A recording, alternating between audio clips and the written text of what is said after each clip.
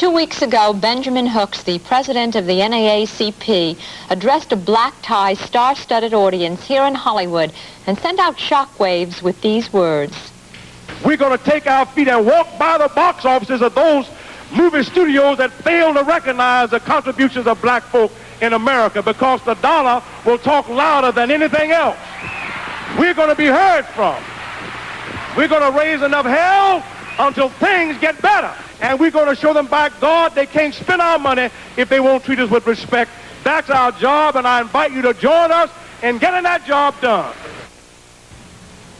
For the last 14 days, the ramifications of those words have reverberated through both the entertainment and black communities.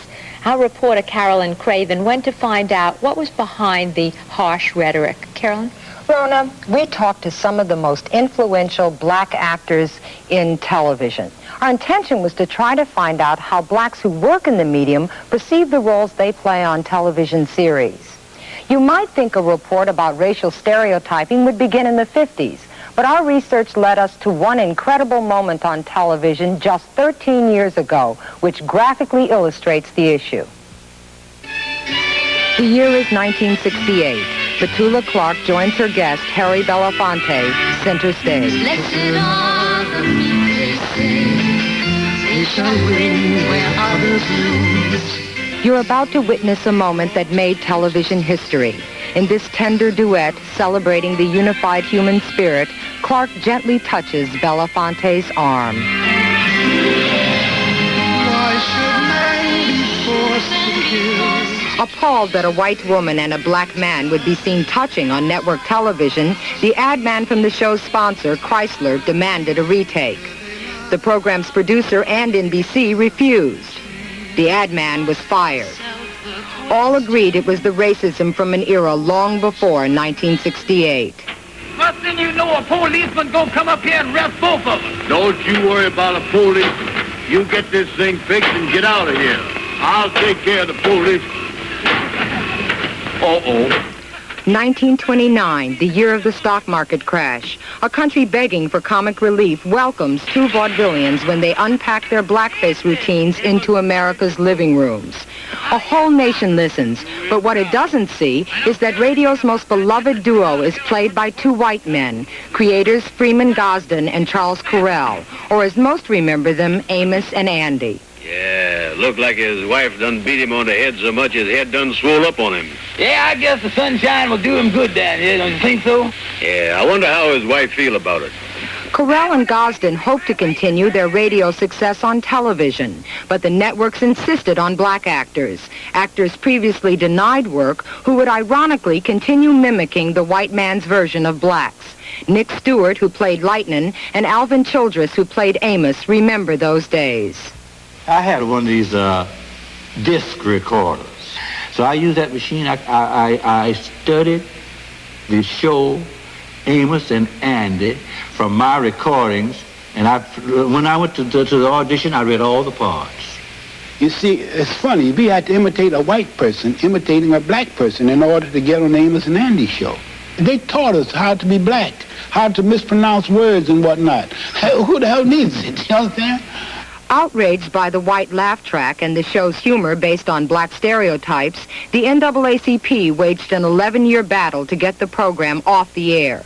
In 1966, CBS finally bowed to pressure. In fact, you are not seeing an excerpt from Amos and Andy because since that year, CBS has refused to let any of the shows out of its vaults.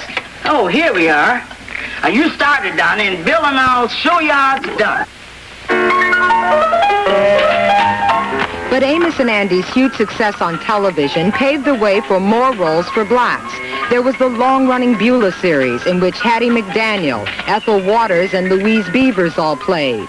Eddie Anderson was Rochester on the Jack Benny Show. What's the matter, boss? You don't look good.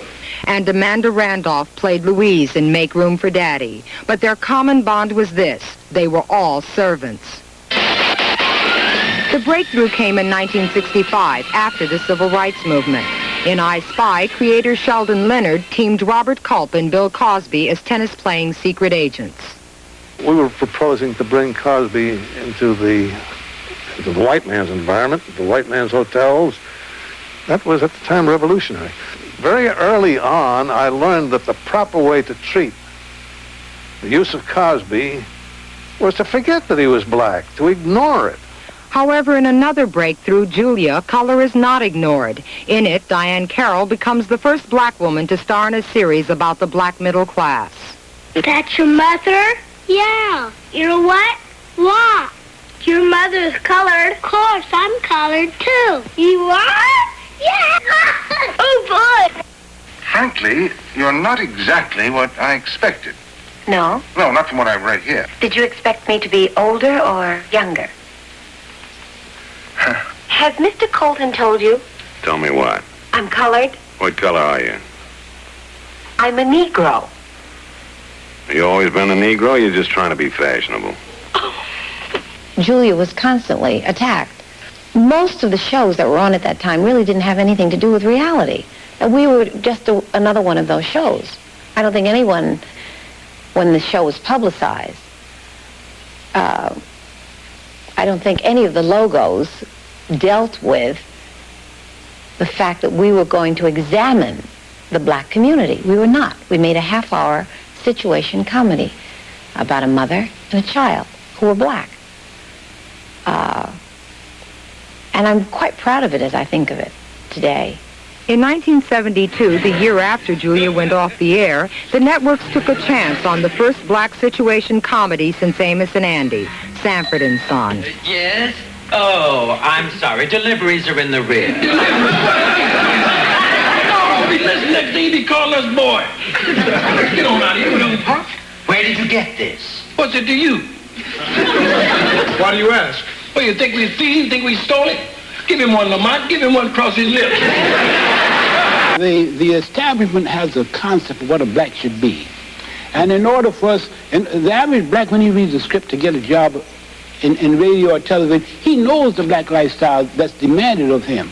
And he tries to play that part. And we pass on these negative concepts to our youth. It's not the actors that's hurting, it's the people that's hurting. Move on to the next thing. And the next thing is definitely, how do we correct it ourselves? How do we stop examining the fact that each time any one of us comes out of the box, that it is total representation for the entire race? That's a trap. Don't fall into that trap.